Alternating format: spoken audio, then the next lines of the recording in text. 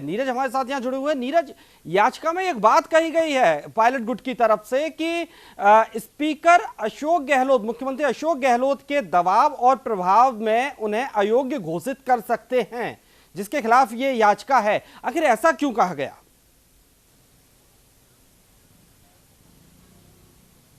देखिए, ऐसा तो वही बता सकते हैं उन्होंने क्यों कहा, लेकिन जिस तरीके से तमाम चीज़ों के सबूत मांगे जा रहे हैं, यहाँ पे भी सबूत मांगे जाएंगे कि उन्होंने किस आधार पर ये बात की है और ऐसे कौन से सबूत उनके पास में है। क्या मुख्यमंत्री अशोक गहलोत का कोई इस प्रकार का आदेश है या कोई ऐसा प्रार्थना पत्र है स्पीकर के पास में जो मुख्यमंत्री अशोक गहलोत ने लिखा हो? किस आधार पर उन्होंने प्रदेश के मुख्यमंत्री के ऊपर ये आरोप लगा दिए हैं, इसका भी सबूत जो है वो मांगा जा सकता है कोर्ट के अंदर। दूसरी बात रही, याचिका के अंदर अगर इस प्रकार की बात लिखते हैं और मेलाफाइड अगर करने की कोशिश करते हैं, न्यायालय भी इस पर फटकार लगा सकता है। ये न्यायालय का विशेषाधिकार है, न्यायालय इस पर क्या स्टेप लेता है। यदि उनके पास कोई प्रूफ है तो वो प्रूफ को पेश करें, ये भी एक महत्वपूर्ण बात है, वो साक्ष्यों के अंदर उनको पेश करने पड़ते हैं। दूसरी बात रही, अभी तक इस प्रकार के कोई साक्ष्य पेश नहीं किए गए कि मुख्यमंत्री ने इस प्रकार के कोई आदेश निकाले हैं। जहां तक बात रही नोटिस जारी करने की, तो विधानसभा अध्यक्ष का ये विशेषाधिकार होता है और मुख्यमंत्री का ये विशेषाधिकार होता है कि वो कैबिनेट की बैठक जो है वो बुला सकते हैं, कभी भी बुला सकते हैं। और मुख्यमंत्री जब कैबिनेट की बैठक बुलाते हैं और उसके अंदर पहले से पार्टी की ओर से व्हिप जो है वो जारी कर दिया जाता है, तो व्हिप जारी करने का भी अधिकार है नियमानुसार। तीसरी बात जो है, व्हिप जब जारी होता है तो पार्टी के सभी विधायकों को उसके अंदर उपस्थित रहना अनिवार्य रहता है। मुख्यमंत्री अशोक गहलोत के निवास पर ही बैठक जो है वो बुलाई गई थी। उस बैठक के अंदर कई विधायक नहीं आए। ये सरकार का और कांग्रेस पार्टी का ये पक्ष जो है वो मैं आपको बता रहा हूँ। सरकार की ओर से ये पक्ष है कि मुख्यमंत्री के निवास पर बैठक बुलाई गई, उसमें व्हिप जारी किया गया, उसकी पूर्व सूचना सभी को दी गई, ईमेल पर, व्हाट्सएप पर और उनके घर के पतों पर जो है वो सूचना भिजवाई गई। लेकिन जब पार्टी के विधायक नहीं आए, पत्र भी सार्वजनिक किया गया था, उसके बाद में नहीं आए। जब वो उसके बाद एक और उनको मौका दिया गया, दोबारा से बैठक बुलाई गई, उसके अंदर भी नहीं आई। 2 बार लगातार जो है इस व्हिप का उल्लंघन हुआ। उसके बाद होटल के अंदर भी बैठक बुलाई गई। कुल मिलाकर के जब विधायक अनुपस्थित रह रहे हैं और उसके बाद में मुख्यमंत्री को इस प्रकार के इनपुट्स लगातार मिल रहे थे कि पार्टी विरोधी गतिविधियां कुछ विधायक कर रहे हैं, और उसके बाद में लगातार उन विधायकों ने सोशल मीडिया के माध्यम से, अन्य माध्यमों से अपनी जो जानकारी है वो भी साझा की। इसके बाद सरकारी मुख्य सचेतक जो है कांग्रेस पार्टी ने इन विधायकों को पहली बात तो हटाया नहीं, जो मंत्री हैं उनको हटाया नहीं है। मुख्यमंत्री का ये विशेषाधिकार होता है अपने मंत्रिमंडल में किसे रखे ना रखे। उप मुख्यमंत्री भी मंत्रिमंडल का हिस्सा थे, यानी मुख्यमंत्री अशोक गहलोत के अंडर में आते हैं। उप मुख्यमंत्री कोई संवैधानिक पद नहीं है, ये बात भी एकदम क्लियर है। एक मंत्री के बराबरी दर्जा जो है उप मुख्यमंत्री को होता है। तो निश्चित तौर पर मुख्यमंत्री अपने कैबिनेट में किसको रखें किसको ना रखें, यानी विश्वेंद्र सिंह या डिप्टी सीएम सचिन पायलट को उनके पदों से हटाना ये मुख्यमंत्री का भी विशेषाधिकार है। जहां तक बात रही प्रेस कॉन्फ्रेंस रणदीप सिंह सुरजेवाला की ओर से की गई थी, सुरजेवाला पार्टी के राजस्थान कांग्रेस के प्रदेश अध्यक्ष हैं, उनको भी हटा सकते हैं। देखिए, मुख्यमंत्री अशोक गहलोत ने उन्हें हटाने की कार्रवाई नहीं की, पार्टी की ओर से की गई है। पार्टी के राष्ट्रीय संगठन महामंत्री जो हैं केसी वेणुगोपाल, इसके साथ ही रणदीप सिंह सुरजेवाला जो कि राष्ट्रीय मीडिया चेयरपर्सन हैं, अविनाश पांडे जो कि प्रदेश प्रभारी हैं राजस्थान प्रदेश कांग्रेस के और राष्ट्रीय महासचिव हैं, उनकी ओर से ये प्रेस वार्ता की गई और उसके अंदर ये जानकारी दी गई है। आपको फिर मैं एक बार करेक्ट कर दूं, जो प्रेस कॉन्फ्रेंस हुई है वो पार्टी संगठन की ओर से हुई है, निर्णय संगठन का है। नए पीसीसी चीफ भी संगठन की ओर से नियुक्त किए गए हैं। कुछ लोग जो दलील दे रहे हैं वो गलत दलील दे रहे हैं। मुख्यमंत्री ने पीसीसी चीफ को नहीं हटाया, पीसीसी चीफ को हटाने की जो कार्रवाई हुई है सचिन पायलट को, वो पार्टी संगठन की ओर से हुई है और पार्टी ने ही उसकी प्रेस वार्ता की है, ना कि मुख्यमंत्री अशोक गहलोत ने प्रेस कॉन्फ्रेंस की है। तो कई भ्रम की स्थिति जो है वो फैलाई जा रही है, उन पर ध्यान न देखते हुए हमें तथ्यों के आधार पर बात करनी चाहिए। बिल्कुल लोकेश हमारे साथ यहाँ लगातार बने हुए हैं। लोकेश, जिस प्रकार से ये सारा प्रकरण यहाँ पर तेजी से घटित हो रहा है और सचिन पायलट जी कोर्ट तक पहुंच चुके हैं, ऑडियो क्लिप मार्केट में आ चुकी है, हालांकि कितना उसमें सच है कितना नहीं वो जांच के बाद ही सामने आएगा, लेकिन धीरे धीरे क्या आपको नहीं लगता कि अब ये सियासी घटनाक्रम इतना कंफ्यूज हो चुका है आपस में कि आम जनता को तो पहले ये समझ में नहीं आ रहा, बल्कि अलग अलग जो गुट बन गए हैं यहाँ पर, उनमें भी कंफ्यूजन की स्थिति बनी हुई है? निश्चित रूप से उमंग, जो आपने सवाल किया, राजस्थान के मुख्यमंत्री अशोक गहलोत सत्ता के जादूगर कहे जाते हैं और जिस तरह के दावे मुख्यमंत्री अशोक गहलोत ने किए थे, आज कहीं ना कहीं उन पर मोहर लगती हुई नजर आ रही है, क्योंकि एसओजी में ये पूरा मामला है। अब एसओजी जांच करेगी और आज मानेसर के लिए जो एसओजी की टीम गई है वो वहाँ जाकर उन तथाकथित जो नाम सामने आए उनके ऑडियो सैंपल लेगी, उनकी आवाज़ को चेक किया जाएगा और पुष्टि की जाएगी कि ये वही लोग हैं जिनकी आवाज़ ऑडियो में सुनाई दे रही है। उसके बाद इस पर स्थिति स्पष्ट होगी। बहरहाल कांग्रेस ने दोनों को निष्कासित कर दिया और ये कहा गया है जब तक इस पूरे मामले का पटाक्षेप नहीं होगा तब तक वो पार्टी की प्राथमिक सदस्यता उनकी निरस्त की जाती थी। तो कहीं ना कहीं अब सचिन पायलट कैंप में पूरा जो मामला है उस पर नजर बनाए हुए हम सभी लोग हैं, क्योंकि अब कोर्ट के निर्णय पर भी एक नज़र रहेगी और दूसरी नज़र विधानसभा स्पीकर के फैसले पर भी रहेगी, क्योंकि 1 बजे तक का समय उनके पास जवाब देने के लिए था। अब जब 1 बजे तक समय के अंदर अंदर पायलट खेमे से कोई जवाब स्पीकर के पास नहीं पहुंचा है, तो अब स्पीकर का क्या निर्णय होगा और आने वाले समय में उपचुनाव होंगे या फिर ये देखना होगा कि क्या कुछ निर्णय इस पूरे मामले पर आता है। वरिष्ठ अधिवक्ता भी हमारे साथ जुड़े हुए हैं। दिनेश जी, अगर पायलट गुट के पक्ष में अगर कोई फैसला नहीं आता है, जो नोटिस है उस पर कोई स्टे नहीं आता है, तो फिर अगला कदम क्या हो सकता है सचिन पायलट का? तो अगला कदम स्पीकर उनको बुलाएगा, व्यक्ति से उनका पक्ष सुनेगा जी कि भाई आप क्यों नहीं आए, उसके पीछे क्या कारण थे, और उसके बाद सुनने के बाद कोई निर्णय पारित करेगा। उनकी सदस्यता समाप्त करने का भी आदेश दे सकता है, उनको चेतावनी भी दे सकता है। ऐसा कुछ नहीं है, सदस्यता समाप्त करना मैंडेटरी है, ये कुछ नहीं है, स्पीकर का विवेकाधिकार है, वो कैसी जुडिशियल पावर है उनके पास जी।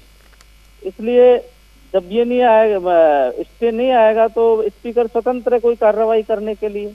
वो क्या कार्रवाई करता है ये तो भविष्य बताएगा और राजनीतिक जो स्थिति है वो बताएगी। जी बिल्कुल है दिनेश जी, आपने सही कहा, ये आगे आने वाला वक्त ही बताएगा। खैर लोकेश, आपके पास वापस आना चाहेंगे। जिस प्रकार से सूत्रों के हवाले से एक खबर आ रही है, हालांकि न्यूज इंडिया इसकी पुष्टि नहीं करता है, सुनने में ये भी आ रहा है कि सचिन पायलट अब तमाम उन नेताओं से बात कर रहे हैं देश भर के जो कि कांग्रेस से बगावत करके बैठे हुए हैं या फिर जो कांग्रेस के कहीं ना कहीं कांग्रेस के प्रति उनमें नाराजगी, हालांकि वो पार्टी नहीं छोड़ना चाहते, कांग्रेस पार्टी के प्रति वो वफादार है। जिस प्रकार से सचिन पायलट और उनके खेमे के जो 18-19 विधायक हैं वो भी लगातार ये कह रहे हैं कि हमें कांग्रेस से हमें कोई नाराजगी नहीं है, हमें राजस्थान में नेतृत्व से हमें नाराजगी है।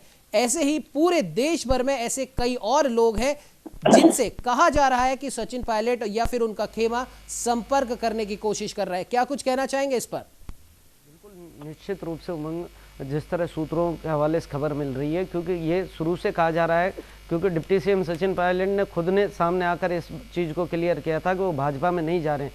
तो राजनीतिक जो गलियारे हैं उनमें एक चर्चा बड़ी जोरों से है कि वो एक नई राजनीतिक पार्टी बनाना नहीं जा रहे हैं। तो कहीं ना कहीं राजस्थान में सचिन पायलट की इस पूरे घटनाक्रम में समझने की ताकत है, क्योंकि एक बड़ा जनाधार सचिन पायलट के साथ था। पूर्वी राजस्थान की बात करें तो 49 सीटें हैं पूर्वी राजस्थान में, जिनमें से 42 पर कांग्रेस काबिज है और डिप्टी सीएम सचिन पायलट का जो कैंप है जिसको लेकर वो हरियाणा में, उनमें अधिकांश विधायक पूर्वी राजस्थान के। 8% राजस्थान में जो आबादी है वो मीणा समुदाय की और 9% गुर्जर समुदाय की। तो कहीं ना कहीं बड़ा प्रभाव राजस्थान में सचिन पायलट रखते हैं। दोनों ही समुदायों में सचिन पायलट की मजबूत पकड़ है। वहीं यूपी में बहुत सारे विधानसभा क्षेत्र ऐसे हैं जहां सचिन पायलट अपना प्रभाव रखते हैं और कांग्रेस हमेशा विधानसभा चुनाव में वहां उनका इस्तेमाल भी करती है। मध्य प्रदेश में यही स्थिति है।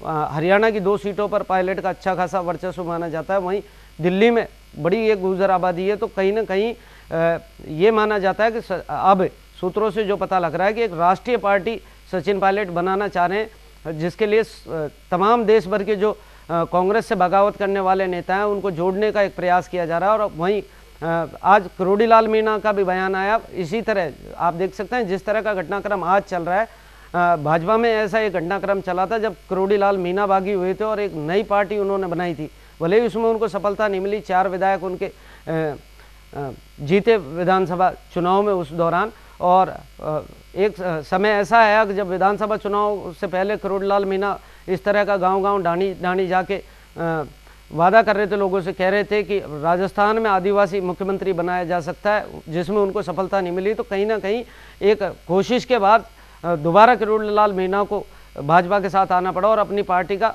भाजपा में विलय हुआ। तो कहीं ना कहीं अब देखने वाली बात यह है कि सचिन पायलट किस रणनीति के साथ भविष्य की राजनीति को तय कर रहे हैं। उनके साथ जो लोग मौजूद हैं वो भी निश्चित रूप से रणनीति सचिन पायलट बना रहे हैं। नीरज जी, यही सवाल आपसे, अगर सचिन पायलट कुछ ऐसा कर रहे हैं, अगर वो कांग्रेस के ऐसे नेताओं से संपर्क साध रहे हैं जो कांग्रेस से नाराज रहे हैं या किसी ना किसी नेतृत्व से नाराज रहे हैं या उनकी कहीं ना कहीं कोई बड़ी ऐसी नाराजगी है, अगर वो ऐसे नेताओं से संपर्क साधते हैं तो वो क्या जताना चाहते हैं? इन सबको इकट्ठा कर क्या वो आलाकमान के सामने पहुंचेंगे, उनको बताएंगे कि देखिए जो मेरी नाराजगी है वो वही नाराजगी कुछ इन लोगों की भी है और एक बड़ा खेमा कांग्रेस से नाराज है और ये कांग्रेस छोड़कर चला जाएगा, फिर आप क्या करेंगे? देखिए, ये तो एक बहुत सिंपल सी बात है कि दुश्मन का जो दुश्मन होता है वो मित्र होता है। जी तो वही चीज़ जो है वो पायलट भी कर सकते हैं कि कांग्रेस के खिलाफ जितने भी नेता गए हैं उन सबको उनके साथ में या तो जुड़ने के लिए या उनको अपने साथ जोड़ने के लिए जो है वो कवायद कर सकते हैं। लेकिन उसमें भी बहुत सारे ऐसे वरिष्ठ नेता हैं जो कांग्रेस छोड़ के गए हैं, उसमें नेतृत्व किसका होगा इसका संकट तो वहाँ पर भी रहेगा। जी, निश्चित तौर पर जो विरोधी हैं वो एक बार एक साथ हो सकते हैं, लेकिन उसमें भी ऐसे विरोधी सामने आने की कोशिश करेंगे जो कि मुख्यमंत्री अशोक गहलोत के विरोधी भी हों। लेकिन अशोक गहलोत के लिए कहा जाता है राजनीति में सबको साथ करके चलने वाले अशोक गहलोत हैं। पहली बार ऐसा हुआ है कि राजस्थान में सचिन पायलट जो हैं उनके साथ में उनकी इस प्रकार की विरोध की बात सामने आई है। लेकिन फिर भी बता दें आपको, अशोक गहलोत ने अभी भी कहा है कि सचिन पायलट जो है वो वापस आते हैं पार्टी में तो मैं उनको गले लगाने को तैयार हूं। आप अंदाजा लगा सकते हैं इस बात से मुख्यमंत्री अशोक गहलोत कितनी महीन राजनीति के खिलाड़ी हैं और निश्चित तौर पर संदेश भी दिया है। दूसरी बात, मैं एक करेक्शन यहाँ पर यह बता दूं कि इनको निष्कासित नहीं किया गया है। जो आज कार्रवाई हुई है केवल निलंबित किया गया पार्टी की प्राथमिक सदस्यता से। जैसा कि अभी ये जानकारी आ रही थी कि निष्कासित किया है, लेकिन निष्कासित नहीं किया है, इनको केवल निलंबित किया गया है, वो भी प्राथमिक सदस्यता से किया है। विश्वेंद्र सिंह को, जो कि पूर्व मंत्री रहे थे पर्यटन विभाग के, इसके साथ ही उनके जो साथी हैं विधायक भंवरलाल शर्मा, इन दोनों को केवल निलंबन करने की कार्रवाई की है। और पार्टी के संगठन जो पार्टी के जो महासचिव हैं अविनाश पांडे, उन्होंने ट्वीट भी करके इसकी जानकारी दी, केवल हमने निलंबित किया और एसओजी से इसकी जांच करवाई जा रही है। जहां तक बात है सचिन पायलट की अब व्यूह रचना की, रणनीति की, वो तो हमारे संवाददाता जो लोकेश बारीकी से उनको देखते हैं तो वो पूरा आपको बता ही रहे हैं किस प्रकार। बिल्कुल नीरज, लेकिन यहाँ पर एक सवाल और ये उठता है कि कोशिश कर रहे हैं, जो आपने अभी बताया कि दुश्मन का दुश्मन दोस्त होता है, लेकिन यहाँ पर दुश्मन तो कोई है ही नहीं। अगर राजस्थान की राजनीति की बात करें, महाराष्ट्र की राजनीति की बात करें या फिर और दूसरी जगहों की राज्यों की बात करें तो वहां पर उस जगह के नेतृत्व से प्रॉब्लम है। कांग्रेस पार्टी से कोई प्रॉब्लम नहीं है, कांग्रेस का कोई दुश्मन नहीं है। और रही बात मुख्यमंत्री अशोक गहलोत साहब की, तो कहीं ना कहीं राजनीतिक हलकों में यह भी चर्चा है कि हालांकि वो जादूगर कहलाए जाते हैं, सबको साध कर वो चलते हैं, लेकिन उन्होंने भी सबको साधने के चक्कर में एक लंबी फहरिस्त तैयार कर रखी है। हरदेव जोशी, परसराम मर्देना, शिवचरण माथुर, सीपी जोशी और अब सचिन पायलट, सबके नाम है। हालांकि सब कहीं ना कहीं कांग्रेस पार्टी में ही है, सबकी संतानें कहीं ना कहीं कांग्रेस पार्टी से ही जुड़ी हैं, लेकिन एक फहरिस्त है लंबी, एक दबी हुई टीस जरूर है। क्या इसका नुकसान उन्हें नहीं हो सकता? और अगर चलिए मान लेते हैं राजस्थान में नहीं हो सकता, तो अगर हम देश की अगर बात करें तो अगर हर युवा, यहां पर जितने भी बात कही जा रही है, यूथ ब्रिगेड बनाने की बात कही जा रही है, अगर यूथ ही कांग्रेस में से निकल जाएगा तो फिर कांग्रेस पार्टी का भविष्य क्या रह जाता है? ये एक हम मानने की वाली बात है। हालांकि अभी इसमें क्या कुछ होगा ये आगे आने वाला वक्त बताएगा, लेकिन अगर ऐसा होता है तब क्या कुछ कांग्रेस पार्टी का भविष्य हो सकता है? देखिए, एक तो जैसा कि अभी विधानसभा अध्यक्ष सीपी जोशी की आपने बात कही जी, विधानसभा अध्यक्ष सीपी जोशी के मुख्यमंत्री अशोक गहलोत से बहुत अच्छे संबंध है जी। अगर ऐसा नहीं होता तो अभी पायलट गुट की ओर से ये आरोप नहीं आते कि विधानसभा अध्यक्ष जो है मुख्यमंत्री अशोक गहलोत के दबाव में आकर के इस प्रकार के जो है वो निर्णय ले सकते हैं या कार्रवाई, इनको आशंका नहीं होती। तो कहीं ना कहीं ये बात जो है ये सामने उजागर हो जाती है। दूसरी बात अगर हम करें अन्य नेताओं की, तो किरोड़ी लाल मीणा, जिनकी पत्नी गोलमा देवी पिछली गहलोत सरकार के समय उनको मंत्री भी बनाया गया था और बाद में उनको धरने पर बैठना पड़ा था। सचिन पायलट लगातार किरोड़ी लाल मीणा के संपर्क में है। हनुमान बेनीवाल, जो कि राष्ट्रीय लोकतांत्रिक पार्टी से आकर के इस वक्त बीजेपी के केंद्र की सरकार के अंदर साथ दे रहे हैं, हनुमान बेनीवाल जो है वो सचिन पायलट के लगातार टच के अंदर है, साथ में। जैसा कि मैंने कहा, दुश्मन के दुश्मन जो होते हैं वो मित्र होते हैं। तो निश्चित तौर पर अशोक गहलोत से कहीं ना कहीं हनुमान बेनीवाल को भी जो है और किरोड़ी लाल मीणा को भी चिंता है। वो चाहते हैं पायलट लॉबी जो है वो हावी होगी तो उनका राजनीतिक रूप से भविष्य जो है वो अच्छा रहेगा, तालमेल अच्छा रहेगा। वहीं पूर्व मुख्यमंत्री वसुंधरा राजे पर हनुमान बेनीवाल लगातार ट्विटर पे हमले कर रहे हैं, उसका भी सीधा कारण ये है, सीधा आरोप जड़ दिया है। इसके साथ ही सचिन पायलट को बीजेपी में लाने की कवायद में है। जी देखिए मैं आपको यही बता रहा हूँ, इस राजनीति को समझना होगा।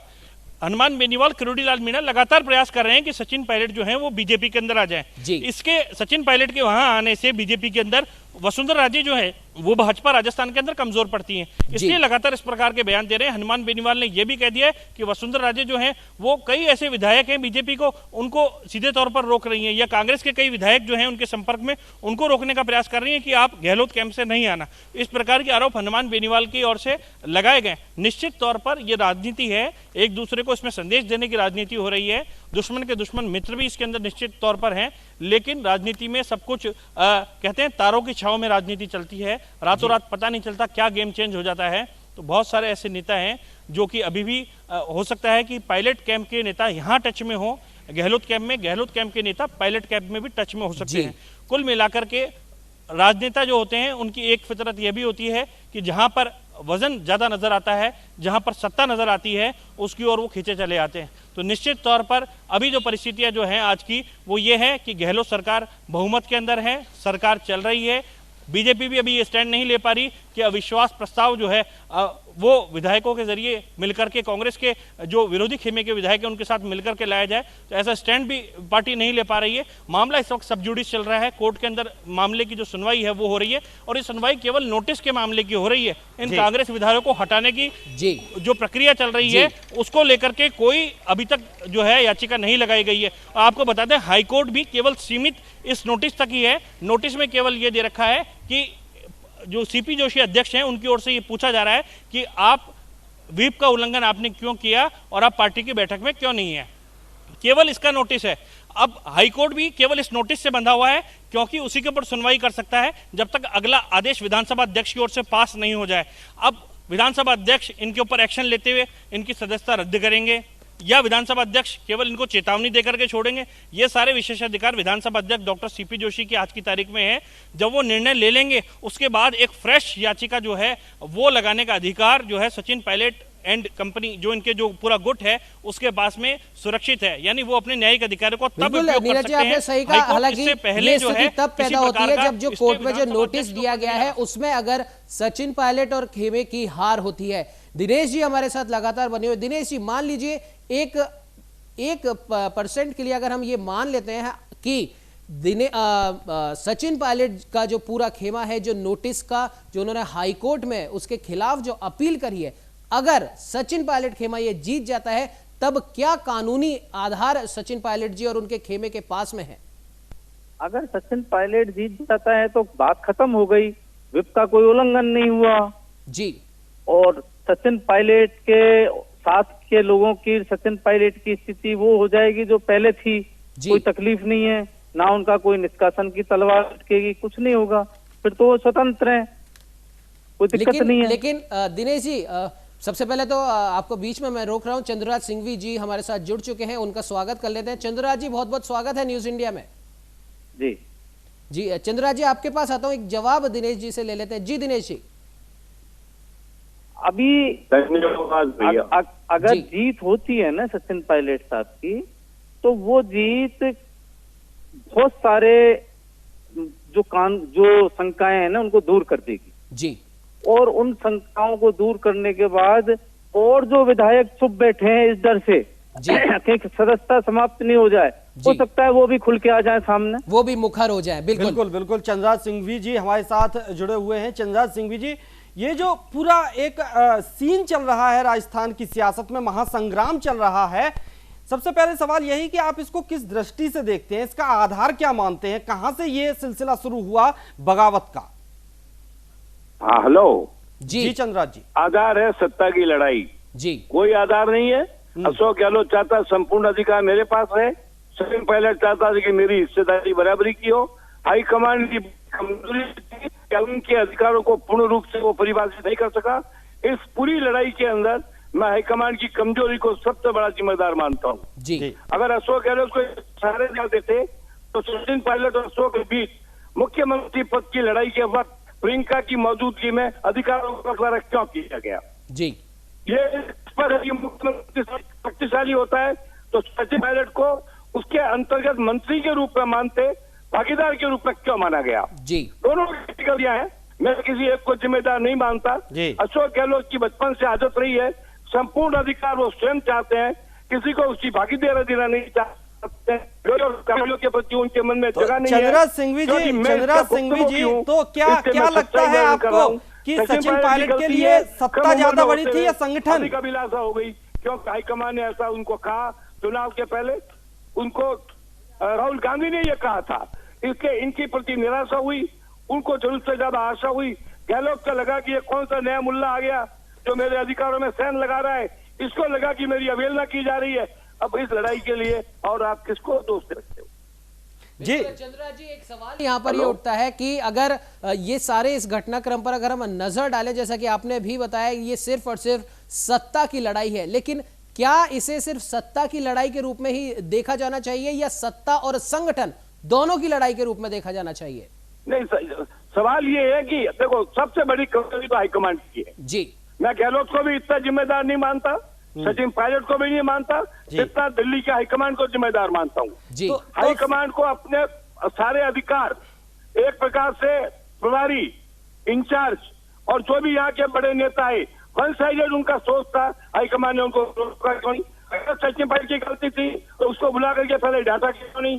हाईकमांड ने मजाक लिया, हाईकमांड ने मजे लिए और इनकी लड़ाई देखते रहे। तो दुर्भाग्य से आज ये लड़ाई चंद्रराज जी आपको क्या लग रहा है? बिल्कुल चंद्रराज जी, माफ कीजिएगा, आपको मैं बीच में रोक रहा हूं। अभी एक बड़ी अपडेट यहां पर आई है। हाईकोर्ट ने स्पीकर को मंगलवार शाम 5:30 बजे तक कोई भी एक्शन लेने को मना कर दिया है। अब अगली हियरिंग सोमवार सुबह 10 बजे होगी। जी चंद्रराज जी। हाँ बिल्कुल ठीक है। इसका मतलब indirectly for the period speaker को मंगलवार तक दे दिया है जी। इसकी परिभाषा में फर्क है और क्या फर्क है? इससे करते तो भी यह अधिकार नहीं होता। अब हाईकोर्ट ने कह दिया मंगलवार तक आप कुछ नहीं कर सकते, तो एक तरह से ये सचिन पायलट गुट की जीत है कि उनको मंगलवार तक के लिए स्लिप मिल गया और स्पीकर को कह दिया गया है कि आप कोई कार्रवाई नहीं करेंगे। तो चंद्रराज जी, जिस तरह से आप कह रहे हैं कि यहाँ आप हाईकमान की गलती मानते हैं, तो क्या लग रहा है कि अभी भी हाईकमान सीधे तौर पर सामने नहीं आए हैं? तो क्या ये भी एक गलती है? उन्हें सीधे तौर पर सामने आना चाहिए था और इस पूरे मामले में बीच बचाव करना चाहिए था, दोनों में समझौता करवाना चाहिए था, खुद आगे आकर। बिल्कुल बिल्कुल आता। हाईकमान बहुत कमजोर है साहब। वहां पर दो ग्रुप है हाईकमान में। पूरे देश के सारे युवा नेता खुल करके सचिन के पक्ष में आए। उनके बारे में क्या किया हाईकमान ने? क्या कहा मिलिंद देवड़ा को? क्या कहा हुडा को? बताइए ना आप मेरे को। तो चंद्रराज सिंघवी जी ले रही है और बेचारे स्टेट के लीडर आपस में लड़ रहे हैं। सीधा बोलते Sachin, Ashok is the chief minister. Chandraraj Singhvi ji, Sachin Pilot को जी चंद्रराज जी सचिन पायलट को राहुल गांधी का करीबी माना जाता है, लेकिन यहाँ तो राहुल गांधी ने भी ये कह दिया जिसको पार्टी से जाना है वो जाए। आपको बुरा लगेगा मगर एक सच्चाई सुन लो पहले जी। चुनाव के 7 दिन पहले, राहुल गांधी की हैसियत बता रहा हूं, चुनाव के 7 दिन पहले अहमद पटेल, मुकुल वासनिक और राजीव शुक्ला तीनों मेरे घर आए थे और सशर्त मेरा समर्थन लिया था। लेकिन जब चुनाव के बाद अशोक गहलोत को अहमद पटेल ने मेरे सामने यह कहा तो उसने बोला कि नहीं, उनके बातों को, उनके वादों को धेरे भर नहीं मानते। वो समझते हैं सर्वशक्तिमान हुई है और वास्तव में वो है सर्वशक्तिमान। अहमद पटेल की बात एक सवाल और एक आखिरी सवाल चंद्रराज जी, आप इस पूरे घटनाक्रम का जो सियासी संग्राम चल रहा है इसका पटाक्षेप किस तरीके से देखते हैं? क्या कुछ होगा इसका भविष्य? मैं आपसे 2 बात बता रहा हूँ जी। अगर किसी हालत में ये 20 MLA चले गए, चाहे स्पीकर हटाए या वो खुद इस्तीफा दें जी, तो बाद में 20 जगह उपचुनाव होंगे जी। उन 20 जगह उपचुनावों के अंदर 18 जगह बीजेपी जीतेगी और कांग्रेस को सत्ता से जाना पड़ेगा। लेकिन अगर ये अंदर बैठे रहे और लटक गए तो गहलोत के इतने नहीं है कि खाली और उपचुनाव की स्थिति आए। मगर ये अपनी अपनी मर्जी, अपना अपना दिमाग, अपना अपना सोच, अपना अपना चिंतन, हमें इससे क्या मतलब है? वो करे अपनी राजनीति अपने दिमाग से। जी बिल्कुल बिल्कुल चंद्रराज जी, आप हमारे साथ में आए, आपने इतनी महत्वपूर्ण जानकारी आपने हमारे साथ शेयर की, उसके लिए आपका बहुत बहुत धन्यवाद। थैंक यू साहब, थैंक यू। दिनेश जी लगातार हमारे साथ बने हुए। दिनेश जी, एक बड़ी अपडेट यहां पर आई है। मंगलवार शाम 5:30 बजे तक स्पीकर को कुछ भी एक्शन लेने से हाईकोर्ट ने मना कर दिया और इसकी सुनवाई अब सोमवार सुबह 10 बजे होगी। किस तरीके से देखते हैं इस निर्णय को? कोर्ट का सही निर्णय है। एक्चुअली में आज सुबह से हाईकोर्ट में 1 बजे से बहस चल रही है। कुछ लोग इसको लेट करना चाहते थे जी, कि ये लेट हो, लिंगर ऑन हो ये बहस, और 5 बजे कोर्ट जब बंद हो जाए तो इस पे कोई निर्णय नहीं हो और तब तक कोई कार्रवाई हो जाए जी, ये चाहते थे। लेकिन इसमें सफलता मिली नहीं, तो कोर्ट कानून का ज्ञाता है, कानून सम्मत बातें करता है, और कोर्ट ने सही निर्णय लिया कि भाई अगर आप पूरी बहस नहीं करना चाहते हो, ठीक है, सोमवार को फिर बहस सुनेंगे आपकी और लोगों की, और तब तक इसको मंगलवार तक कोई कार्रवाई मत करो, हम निर्णय पास कर देंगे जी। तो ये लोकेश लगातार हमारे साथ बने, दिनेश जी माफ कीजिएगा, आपको मैं बीच में रोक रहा हूँ। लोकेश हमारे साथ लगातार बने हुए। लोकेश, किस प्रकार से देखते हैं इस निर्णय को, और अब आपको क्या लगता है कि क्या कुछ आगे की रणनीति हो सकती है सचिन पायलट खेमे की? निश्चित रूप से कांग्रेस कैंप में जिस तरह की बातें चल रही थी और सचिन कैंप में जिस तरह की बातें चल रही थी, तो अब 2 दिन का समय एक्स्ट्रा पायलट को मिल गया। कल शनिवार है, मंगलवार को होनी है, सॉरी 4 दिन का, तो 4 दिन में निश्चित रूप से कहीं ना कहीं निर्णायक भूमिका में अपने आप को स्थापित करने का सचिन पायलट प्रयास करेंगे। और दूसरी ओर हम आपको बड़ा अपडेट दें, मानेसर में लगातार इस तरह की सूचनाएं मिल रही थी कि जो विधायक वहाँ 18 हैं वो भी लगातार कानूनी सलाह लेकर पूरे प्रकरण पर इस पर नजर बनाए हुए थे। जैसा कि अभी बताया कि विधायकी पर सबकी नजर है। यदि विधायकी बचाने में पायलट कैंप सफल होता अपने खेमे के जो विधायक हैं उनका, तो निश्चित रूप से और भी कुछ विधायक जयपुर कैंप से दिल्ली का रुख कर सकते हैं। वहीं दूसरी बात की जाए, 30 विधायकों की सचिन पायलट की ओर से दावा किया गया था शुरुआती दौर में कि 30 विधायक हमारे पास हैं और सरकार बहुमत साबित करे। तो अब कहीं ना कहीं उन 10 लोगों पर भी दबाव बनाने की एक स्थिति यहाँ बनाई जा रही है। लगातार इस तरह का अपडेट मिल रहा है कि राजस्थान से विधायकों का लगातार दिल्ली कैंप में संपर्क किया जा रहा है। तमाम लोग जो विधायक हैं वो पायलट के संपर्क में भी हैं, और यहाँ से भी कल प्रताप सिंह खाचरियावास ने प्रेस वार्ता में खुद ने कहा था कि मेरी लगातार वहाँ रहने वाले विधायकों से बातचीत हो रही है। तो कहीं ना कहीं अब लोकेश रोकेंगे आपको। नीरज, क्या कुछ अपडेट आपके पास आ रहा है इस फैसले को लेकर?